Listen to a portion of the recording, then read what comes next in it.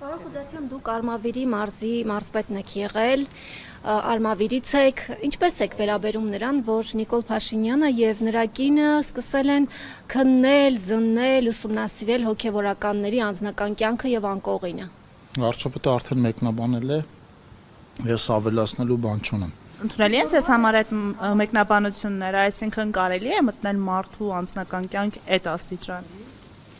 Կուսակրոնության հարցը հոգևոր հարց է եւ դա անձնականի հետ պիտի ասեմ մի կապեք։ Ինչ տեղեկություններ է ստացել իշխանությունը հոգևորականների վերաբերյալ, այդ թվում եւ սեռական բնույթի։ Ես այդպիսի բաներին չեմ տիրապետում։ Նիկոլ Փաշինյանն էր գրառում արել, հա, սրբազաններից մեկի եւ նրա քերակնոջ հնարավոր կենակցման։ Ես ինֆորմացիայի չեմ տիրապետում, նորից ասացի։ Բայց այս եկեղեցի իշխանություն արճակատումը այս կաթողիկոսը բարձաբանումներ ներկայացնի, դուք համարում եք, որ դա ճիշտ է։ Հրապարակային հարց է հնչել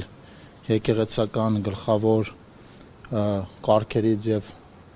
պայմաններից մեկի մասով եւ կարծում եմ պիտի հրապարակային պատասխան։ Հրապարակային ինչ հարցին չի պետք է պատասխանել, նույնիսկ կարող է կաթողիկոսը հարցին չստել ձեր մասին եւ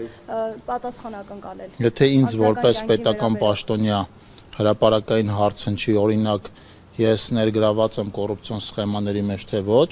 ես հրապարակային պատասխան կտամ, որ ոչ։ Բայց դա իր անձնական կյանքն է, տարբերությունը դրանում է։ Անձնական կյանք է, եթե խոսքը վերաբերվի աշխարհիկ կյանքով ապրող մարդուն, իսկ եթե հարցը պատասխանեմ, թույլ տվեք պատասխանեմ։ Վարդապետների եւ եպիսկոպոսների եւ արքեպիսկոպոսների համար կուսակրոնությունը անձնական կյանք չի, դա եկեղեցու գլխավոր պայմաններից է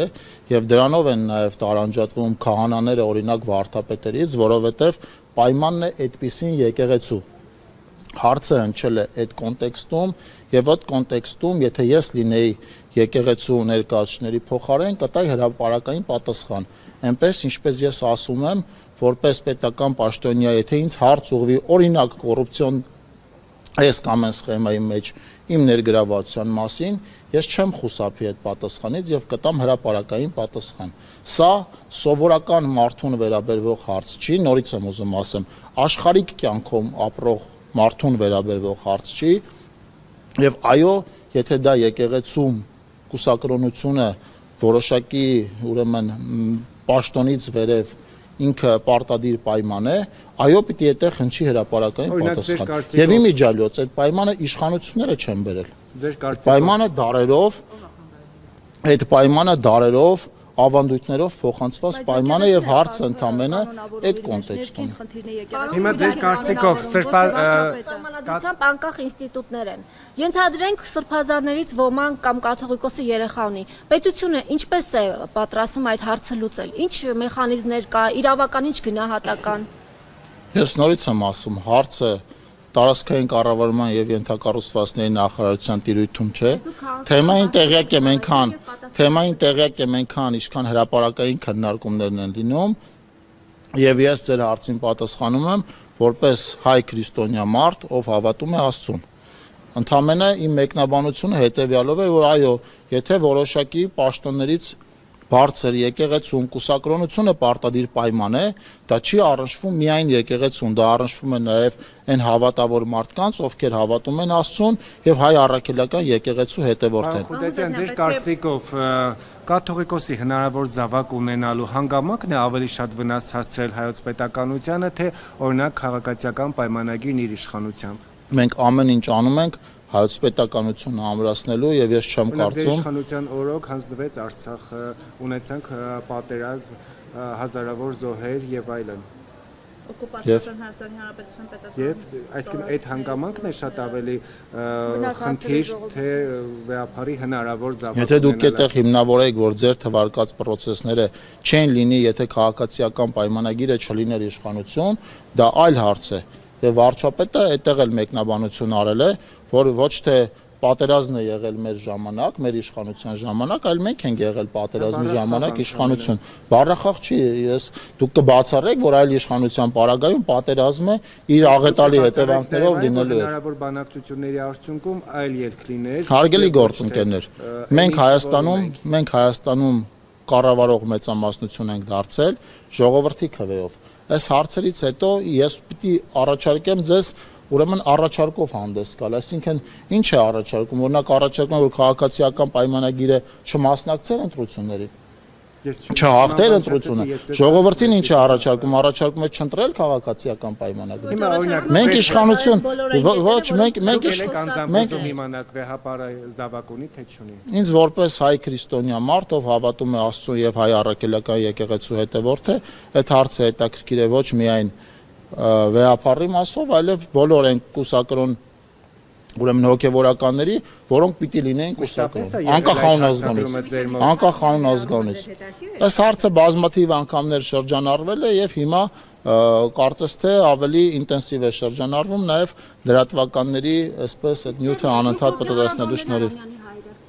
Ես այդպիսի տեղեկություններ չունեմ։ Դուք հոգևորականներին եք թիրախավորում, բայց ըստ էության Ես ոչ մեկի չեմ թիրախավորում։ նկատի ունեմ իշխանությունը։ Իշխանությունն էլ հոգևորականներին չի։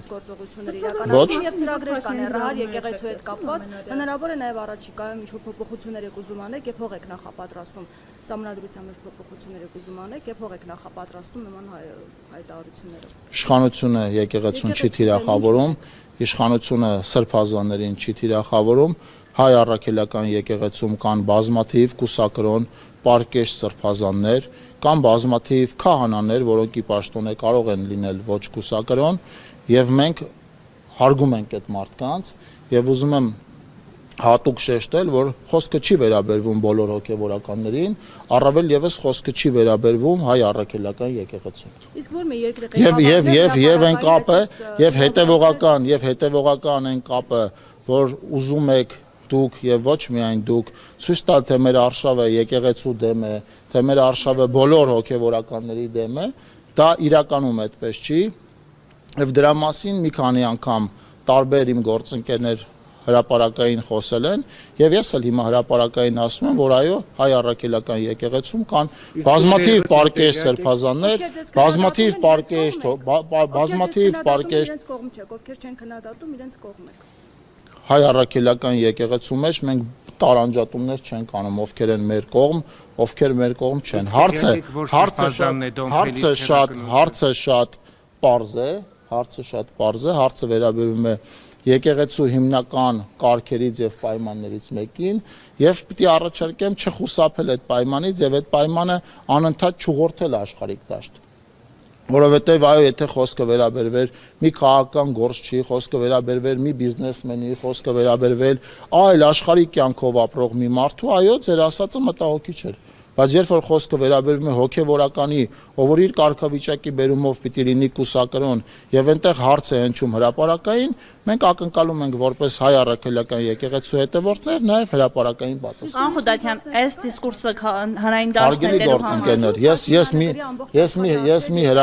ես մի հրաշալի բան պիտի ասեմ, իրականում տարածքային կառավարման եւ ենթակառուցվածքների նախարարության համակարգման ոլորտում այնքան մեծ եւ այնքան լավ աշխատանք է կատարվել վերջին տարիների ընթացքում, որ ես ձեզ կառաջարկեմ հարցի թեման թեքել, մանավանդ որ մենք այստեղ ենք բյուջեի, ես կարծես թե շատ լավ, ես հասկանալով որ դուք նաեւ այդ հարցն եք ինձ տալու,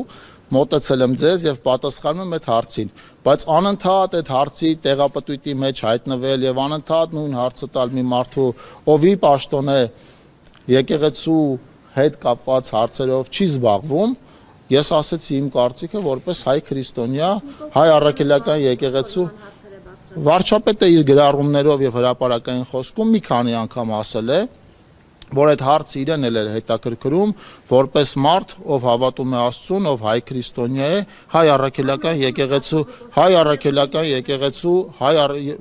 վարչապետը եւ մեր քաղաքական թիմը եկեղեցին չեն մերժում։ Մեր հիշում եք Սարդարապատում հարձակումը, պարոն։ Երբ որ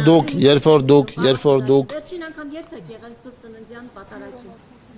Եթե ոչ այս տարի, ուրեմն շատ մեծ հավանականությամբ անցած տարի։ Սուրբ Ծննդյան պատարագին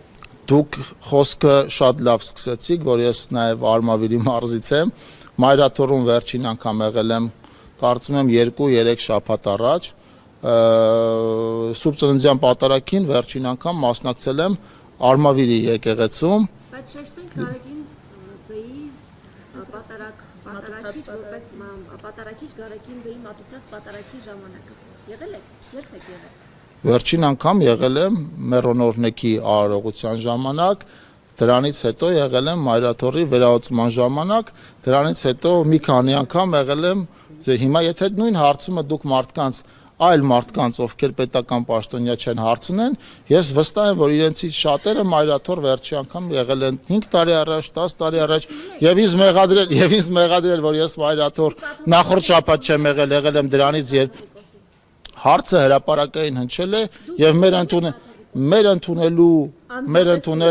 ընդունելը իմ ընդունելը մեծապես կախված է այն պատասխանից, որին մենք այսպես համառորեն ուզում ենք այդ պատասխանը ստանալ եւ Մայրաթորը համառորեն խուսափում է այդ պատասխանը տալու։ Հարցը հրապարակային հնչել է, ես կարծում եմ ստանալու ունեք, պարոն Խուդարյան, լավ հասկանալի է, պայմանական կաթողիկոսունի երեխա, ինչ եք անելու։